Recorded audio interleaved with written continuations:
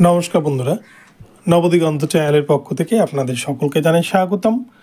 তো বন্ধুরা, আজকে সকালের গুড মর্নিং জানিয়ে আপনাদের জন্য নতুন যে আপডেটটি শেয়ার করতে চলেছে এই ভিডিওর মাধ্যমে, সেটি হচ্ছে 32,000 চাকরি বাতিল মামলা।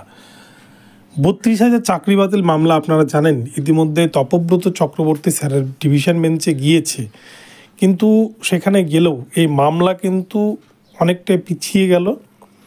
এই মামলা এই সপ্তাহে কিন্তু কোর্টে উঠছে না। কেন উঠছে না তার বিস্তারিত ব্যাখ্যা এই ভিডিওতে থাকবে। এবং অনেকেই মনে করছেন এই মামলা পিছিয়ে যাওয়ার পেছনে কোনো রাজনৈতিক কারণ রয়েছে, এবং 32,000 ইন সার্ভিসদের একটা বড় স্বস্তির খবর মামলা পিছিয়ে যাওয়ার কারণে। তো আসল রহস্যটা কি, সমস্ত কিছুই এই ভিডিওতে থাকবে। আপনারা মনোযোগ সহকারে ভিডিওটি দেখুন এবং এই 32,000 মামলার ভবিষ্যৎ কোন দিকে যাচ্ছে সমস্ত কিছু শেয়ার করব। তবে তার আগে বলি, যারা প্রথমবার চ্যানেলটি দেখছেন, যারা এখনও চ্যানেলটিকে সাবস্ক্রাইব করেনি, আপনারা অবশ্যই চ্যানেলটিকে সাবস্ক্রাইব করে দেবেন এই ধরনের আপডেট সবার আগে সর্বপ্রথম পাওয়ার জন্য। তো চলুন আমরা মূল পর্বে ফিরে যাই এবং বিস্তারিত আপডেট এই সম্পর্কে দেখে নিই। তো বন্ধুরা, আমরা জানি প্রত্যেকেই 32,000 মামলার অবস্থাও কিন্তু ঠিক 26,000-এর মতোই হতে চলেছে। এটা কিন্তু সকলেই একটা চর্চার বিষয় হয়ে গেছে সকলের কাছেই।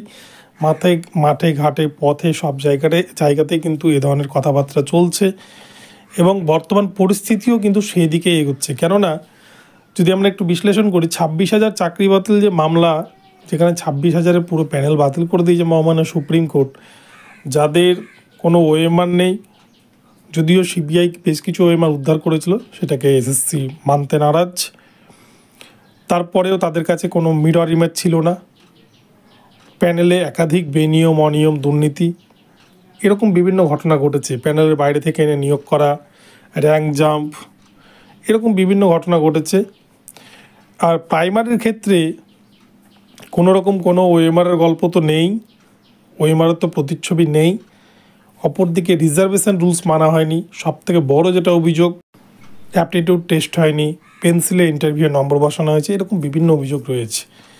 তো মিরর ইমেজ না থাকার কারণে এসএসসিকে যেমন পুরো প্যানেলটাকে বলি দিতে হয়েছে, প্রাইমারিতেও হয়তো এরকমই রায় আসতে চলেছে আগামীতে। কেননা প্রাইমারির যা অবস্থা, তাতে কিন্তু পুরো প্যানেল বাঁচানো মুশকিল। এটা কিন্তু বিভিন্ন আইনজীবী থেকে আইনজ্ঞ সকলেই কিন্তু এ ধরনের কথাবার্তা বলছেন। কিন্তু এর মধ্যে 32,000 মামলা হঠাৎ করে লিস্টে চলে এসো, কেন মামলা পিছিয়ে গেল, এটাই হচ্ছে বড় প্রশ্ন। অনেকে এই বিষয়ে জানতে চাইছেন। তো যার বেঞ্চে মামলাটি গিয়েছে তপব্রত চক্রবর্তী স্যার, তিনি কিন্তু এই মুহূর্তে পোর্ট ব্লেয়ার সার্কিট বেঞ্চে রয়েছেন। তাই কলকাতা হাইকোর্টে তিনি কিন্তু উপস্থিত নন। তিনি আগামী 14 এপ্রিল 2024 তারিখ থেকে আবার ওনার নিজের বেঞ্চে তিনি কিন্তু বসবেন এবং যথারীতি কজ লিস্ট অনুযায়ী কিন্তু মামলাগুলো শুনবেন। তাই 14 তারিখে অনুমান করা যায় এই 32,000 মামলাটি হয়তো লিস্টে থাকতে পারে, অথবা এই মামলাটিকে মেনশন করানো হতে পারে।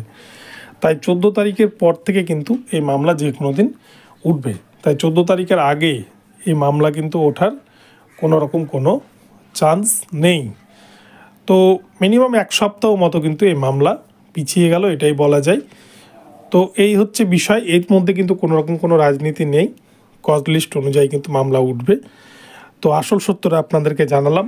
আর এই মামলা উঠলেই কিন্তু আমরা যেমন তপব্রত চক্রবর্তী স্যারের বেঞ্চে দেখেছি ওবিসি সার্টিফিকেট বাতিল, যেখানে ওবিসি নিয়েও বহু দুর্নীতির অভিযোগ রয়েছিল। বেশ কিছু ক্যাটাগরিকে আইন বিরুদ্ধভাবে ঢোকানো হয়েছিল, যেটা নিয়ে কিন্তু প্রায় 5 লক্ষ মতো ওবিসি সার্টিফিকেট বাতিল করা হয়েছে। আবার অপরপক্ষে যদি দিকে তপব্রত চক্রবর্তী স্যারের বেঞ্চ থেকেই কিন্তু আবার প্রাইমারি নিয়োগের অর্ডার বেরিয়েছিল। তো দেখা যাক শেষ পর্যন্ত এই 32,000 চাকরি বাতিল মামলায় বঞ্চিতদের জন্য চাকরির অর্ডার দেন কিনা তপব্রত স্যার, নাকি পুরো প্যানেলটাই বাতিল হয়, কি অর্ডার দেয় সেটাই দেখার। তো বন্ধুরা, এখন এই পর্যন্ত রইল। ভিডিওটি ভালো লাগলে চ্যানেলটিকে সাবস্ক্রাইব করে দেবেন। দেখা হচ্ছে পরবর্তী ভিডিওতে। সকলে ভালো থাকবেন, ধন্যবাদ।